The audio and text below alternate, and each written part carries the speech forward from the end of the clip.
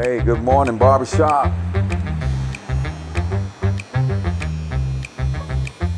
What we do as men in difficult times.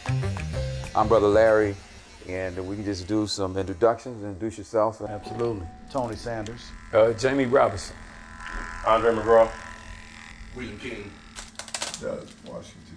Yeah, props to you, Andre McGraw, for letting us come in here and chop it up like this. Like you putting in some work over there. Got a guinea pig right here. What keeps y'all up at night? The things that keep me up and that I find at this phase in this stage of my life is my grandchildren and my children. So, all this other stuff I can conceptualize some kind of way.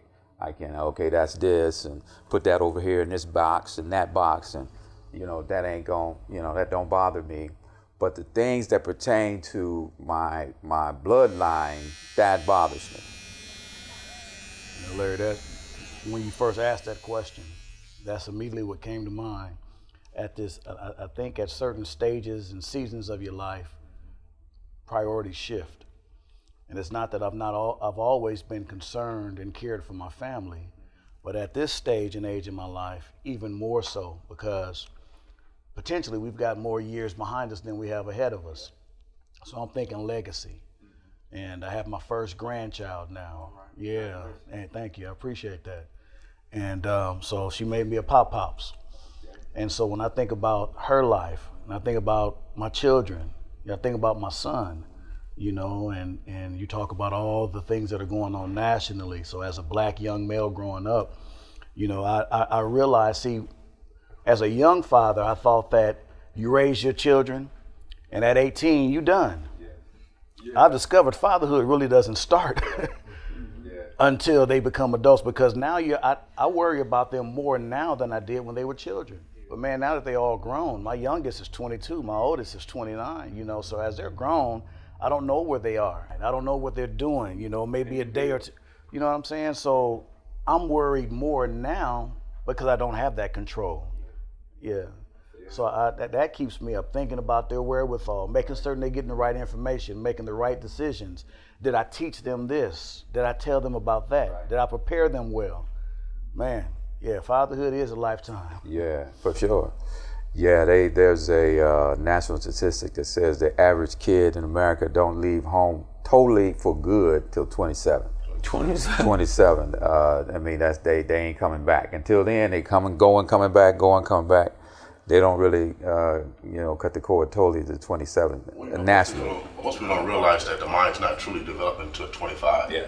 And so when we kick our kids out, we doing a disservice, a really disservice. And so, owning a radio station, I do it for real, and growing up in the projects. Right now, I remember when my dad brought the house that we live in now and moved us out of the projects. And so when my grandson come over and my son come over, I already told my son that this is your house. But when my grandson come in the house, he pulling off his coat, he already got his room, so he has expectations, already. And so which motivates me and drive me to continue to do what I do. And so right now, if you're an elder and you're not creating conduits of opportunities, then something's wrong with you. And it starts with your family. My mother couldn't read or write, but she created a conduit of opportunity, education for me.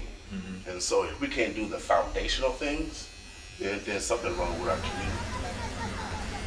For the Housing Authority, so I oversee hundreds of residents, and just to see their lack of knowledge or lack of wanting knowledge, I remembered how people would talk about the flu shot. I worked for Charles Drew, so it was recommended all the time. So, by the way, shout out to Charles Drew for the blood drop here. That's what I'm hearing, stress ball. So, but it pisses me off. It really does, man, to see us sitting around and coming up with all kinds of controversy topics about the vaccination, is it another Tuskegee experiment?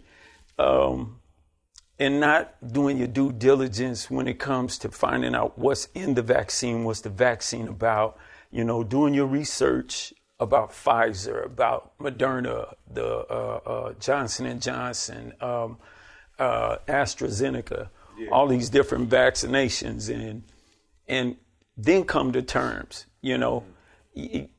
People aren't just rolling up in the hood and just giving black folks shots for nothing. This ain't the 30s, 40s, and 50s like that no more. We woke. We're aware. Some of the people behind the vaccination have been black female scientists that have created the Moderna. So it's like, do your research, before you just start coming with these conspiracy theories. And another, I'm sick of talking about it. I'm hearing that one of the main things that concern us is us. Is us as a community, is us as a people, is our children, etc., which I think says a lot. I think we're going there on this next half, and this kind of interludes with everything that everybody said, and that is my personal well-being and my personal health, and so on and so forth. I too just had my first grandbaby, and she's 1, and so I think of that. I think of my son, but my personal health, as far as eating well, exercising. I remember when COVID first hit, we decided that we were gonna, and we're all real social people, black folks in Omaha. We just social people. We're around everybody all the time. We're real close. We decided we weren't going to be so social. We were just going to hang around a group of people, and it wasn't because we didn't want to hang around everybody else. We just had some people that we knew were vaccinated, that were saved, that weren't around a whole lot of people, and those are the people we chose to hang around with. And we did that throughout most of the pandemic, still going on, but we've done that throughout most of the pandemic. But taking care of the spiritual part, you mentioned that, Will, and yeah, churches did close. My church closed, stopped going to church. We did meet a Zoom on Sunday, but I believe that spiritual thing is within, and so I've been able to do. And another thing that taking care of me, and I believe the pandemic benefited me, is I got a lot of time to spend with myself. And a lot of people that got that opportunity couldn't handle it.